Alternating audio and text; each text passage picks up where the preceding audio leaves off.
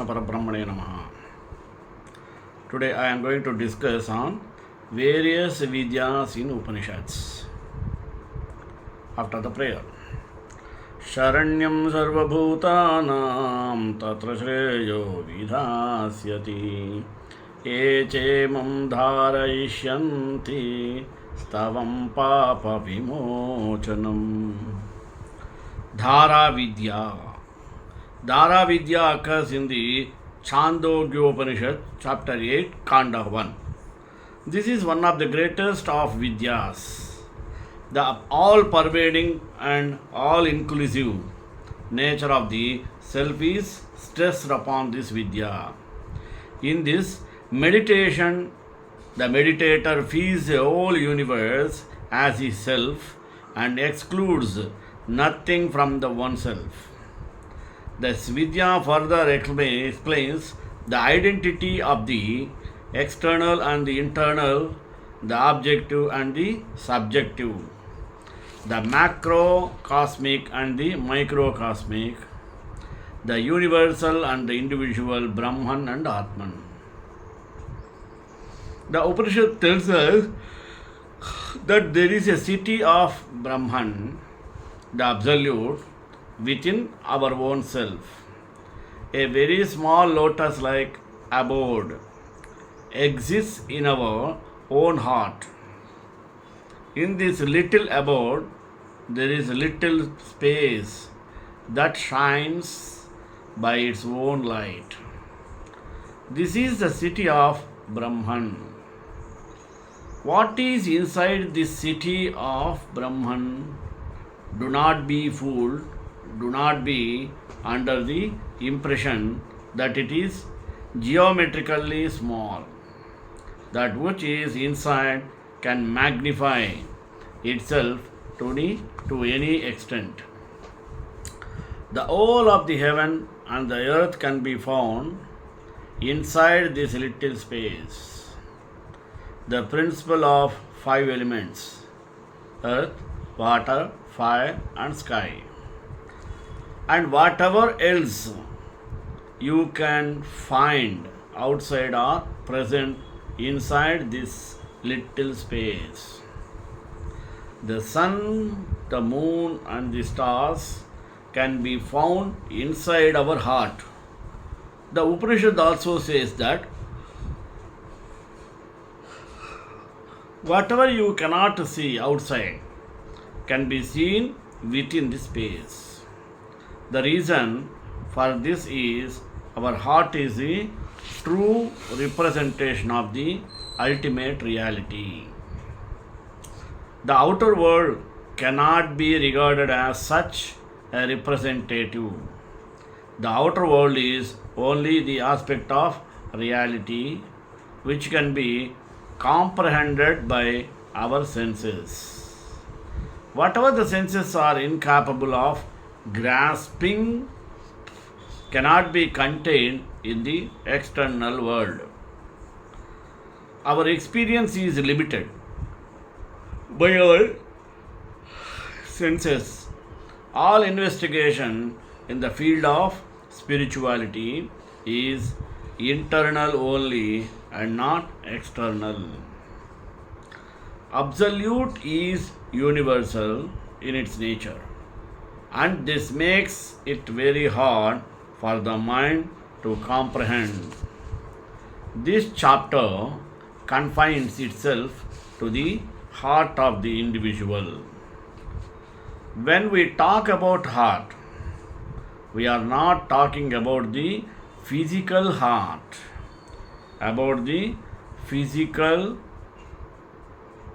but heart here is just a symbol representing the consciousness which is located within this body. It cannot be limited or contained on account of its super-physical nature. Not only that, this heart which we are about to discuss is a mysterious thing. Then question arises, what is the mystery? To start with, whatever we desire is available in one's own heart. The objects of one's desire are contained here and shall be available for experience the moment they are invoked in an appropriate manner. What happens to this heart when one gets old or when the person dies? Does it also wither and die? The Upanishad clarifies, this heart does not get old, does not die or get destroyed. That is because it is the city of God. In fact, what we refer to as heart is the Atman. As Atman, it is free from any affliction, sorrow, aging, destruction, etc. It feels no hunger, no thirst, and is self-extended. It asks for nothing because whatever it desires will materialize at once. Its will is pure in character and uncontaminated by any falsehood.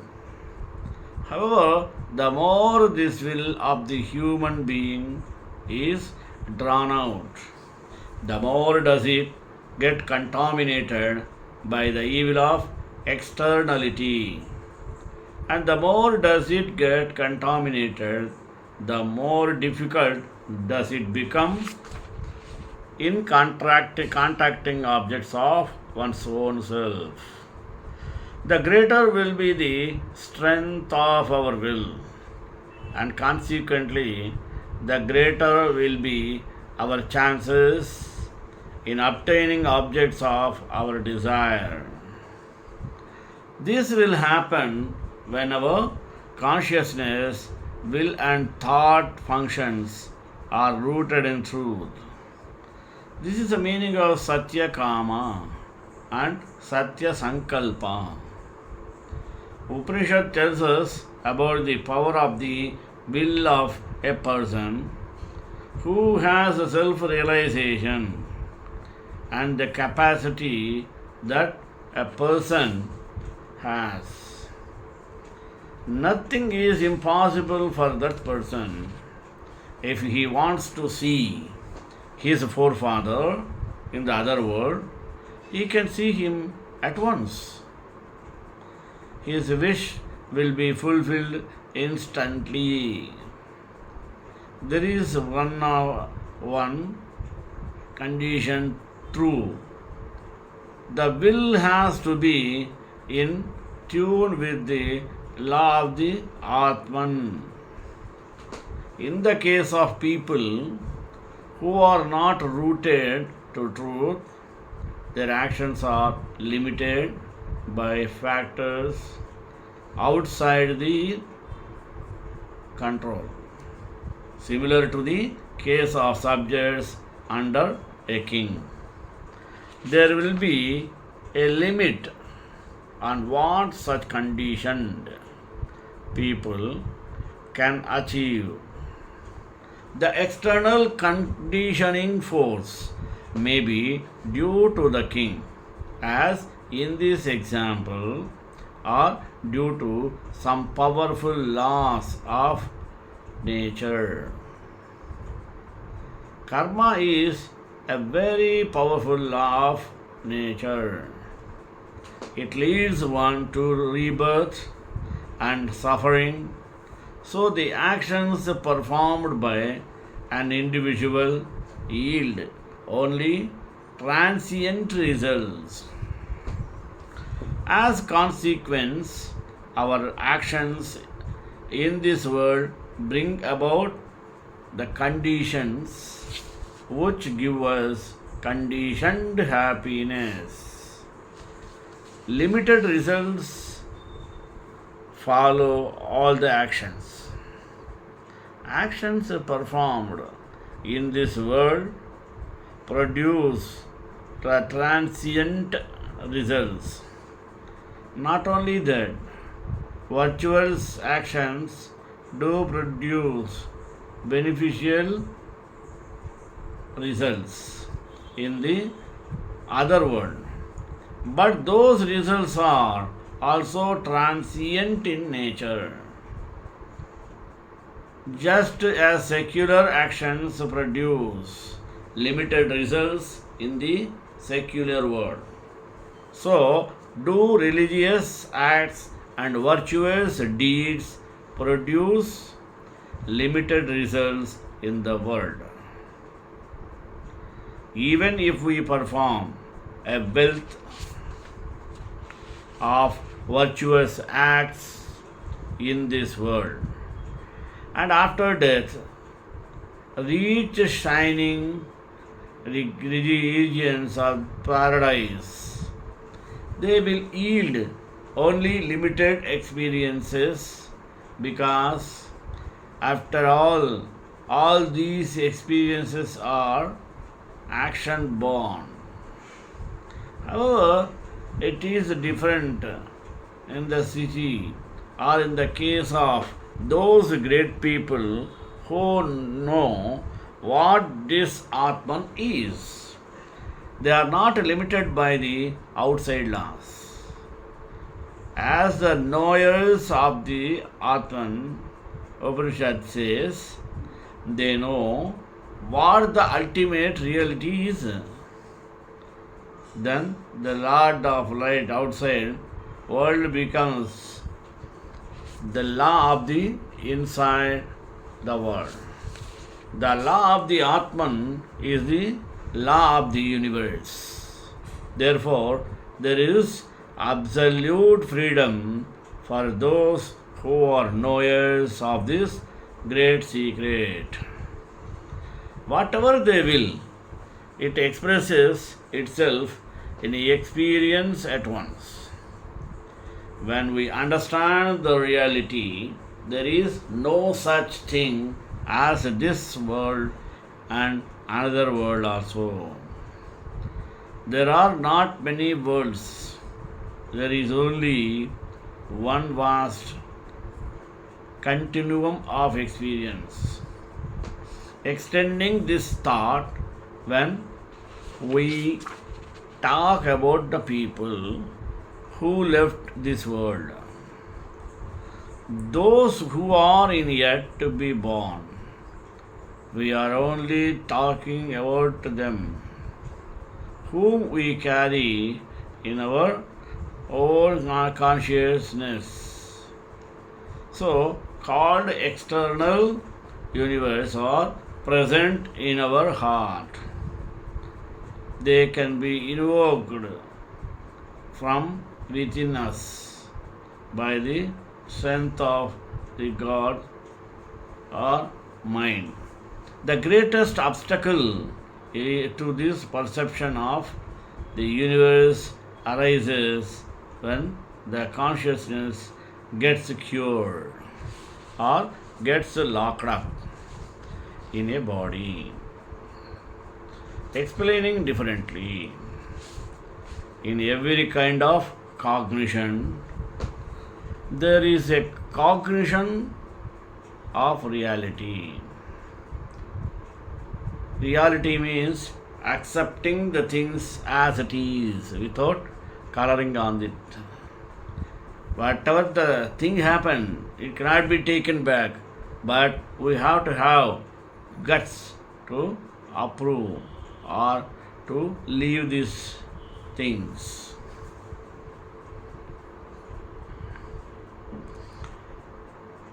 Explain differently, in every kind of cognition, there is cognition of reality. However, we mistake the being of the objects on account of the habit of the mind to define things in different ways.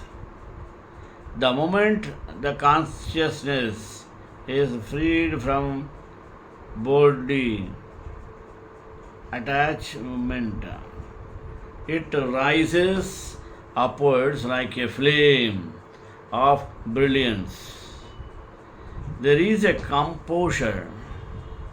This composure which has arisen on account of freedom of consciousness from bodily shakers is samprasada.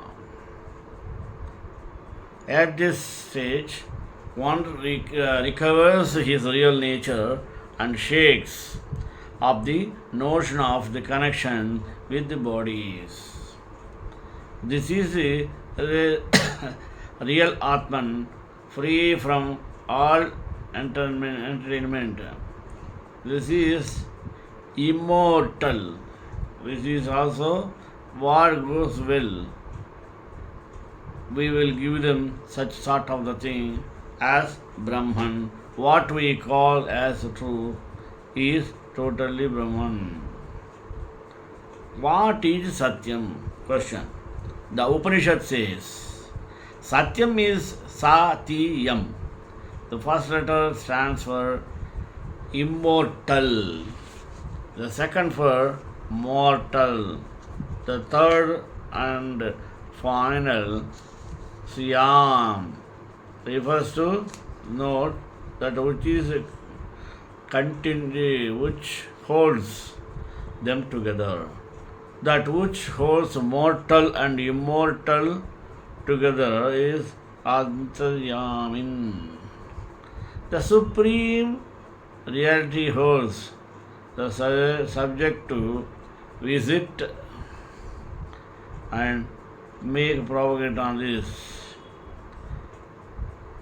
The supreme reality holds the subject and object together, meaning consciousness matter. The great means furnace for realization of the great truth is being explained. The word brahmacharya is used. The conduct of Brahman is called as jnana brahmacharya. Means brahmacharya means celibacy. It is a total obstruction of the senses which recognizes itself alone to the exclusion of everything else. Self-control is the highest austerity that can be practiced. A person with no control, that person with no control over his senses cannot enter the city of Brahman. Samvarga Vidya.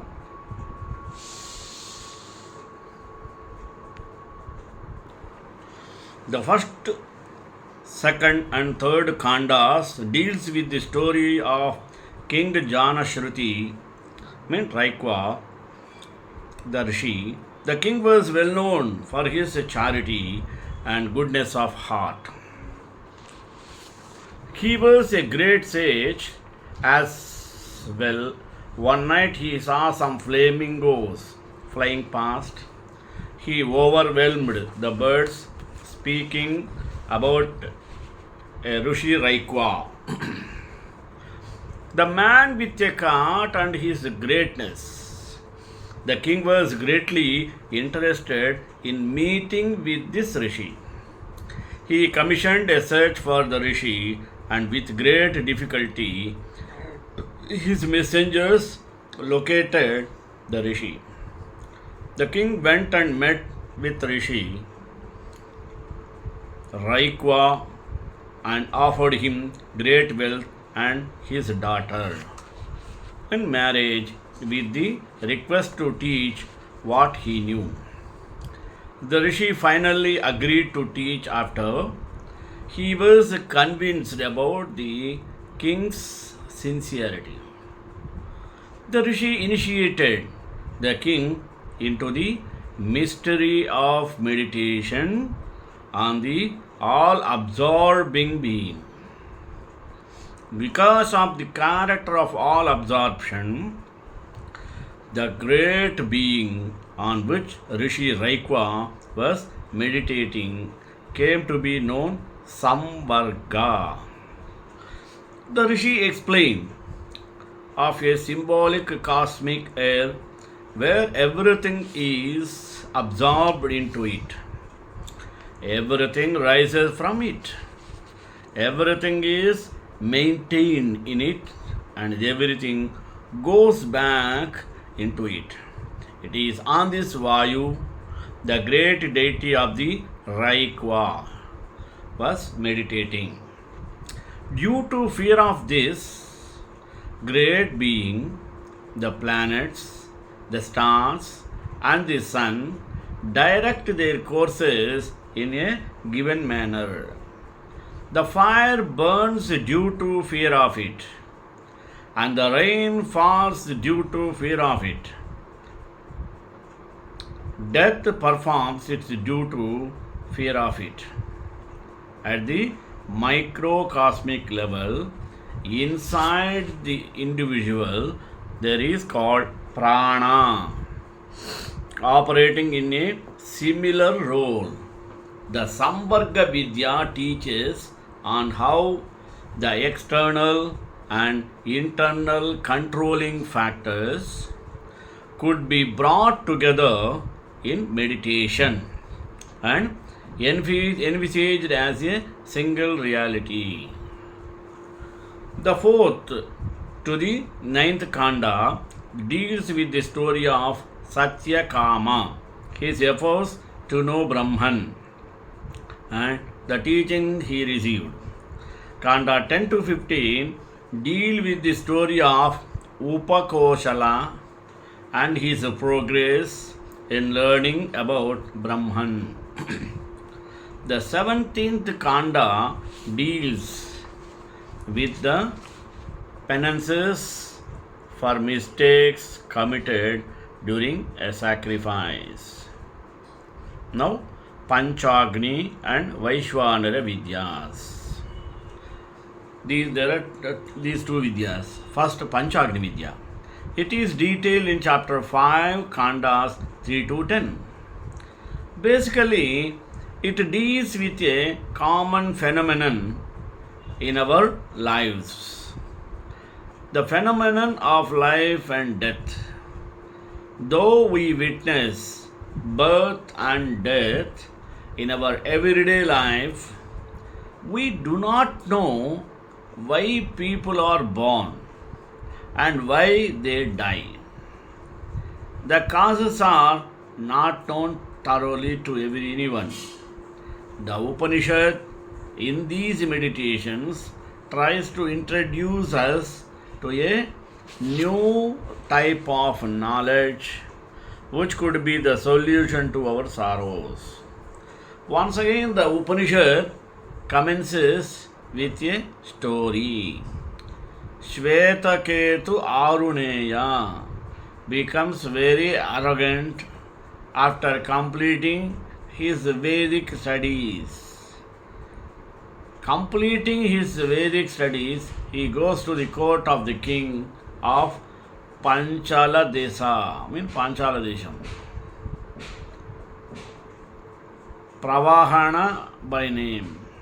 The king notices the arrogance of Shvetaketu and asks him 5 questions. Number 1. Do you know where people go after die? Number 2. Do you know where people come from when they are reborn? 3. Do you have any idea of the paths by which the soul ascends? The paths are known as Devayana or Pitruyana. What are the differences in these two paths? Fourth, why is it that the yonder world is not overflowing with people? Number 5, do you know what are 5 oblations that are offered and how the 5th oblation as a liquid becomes a human being? Shvetaketu did not know the answers. for any one of question put him. In great agony and frustration, he rushes to his father and narrates his humiliation. His father confesses that he also does not know the answers for three questions or for the above questions. The curious father, named Gautama, the sage, then goes to the court of the king Pravahana, passed on to the family or to the father, has been called Panchagni Vidya. The five fires called Panchagni mentioned here are not actually fires in the physical sense. They are meditational techniques. The fire itself is symbolic of sacrifice, means yajna, which one performs through contemplation. Now, questions are: what are the five fires? Number one, celestial region, means heaven. Number two, the atmosphere consisting of rain and wind. C, earth. 4. D, man, E, woman, are conceived as the five stars of stages of fire become the object's meditation known as the Panchagni Vidya. These fires, together with five acts of the universe, are conceived of as sacrifices. What are the five acts of the universe? Fire, a fuel, smoke, flame, coals, and sparks are the five acts. The Upanishad tells us that the all universal activity of creation may be conceived of as a kind of sacrifice, yajna. In a yajna, no ritual is isolated. They are all interconnected and form of a single comprehensive act. In a similar way, the whole universal manifestation is a continuous interconnected process. On that basis, births, deaths, and other phenomenal experiences are not isolated factors. True knowledge is obtained when we reach a stage at which we can find the connection between the visible effects that we experience with the invisible causes that produced them. This Vidya explains the phenomenon of birth and death. While telling us about the birth, the Vidya talks about the stages of the descentment of the soul into the physical body, which it puts on the moment and comes to the world. The journey of the soul after it leaves the body is also detailed. The Upanishad in its exposition on the Panchagni Vidya takes the standpoint of the wider background that operates believed in the phenomena of natural processes. Things are not what they seem to be.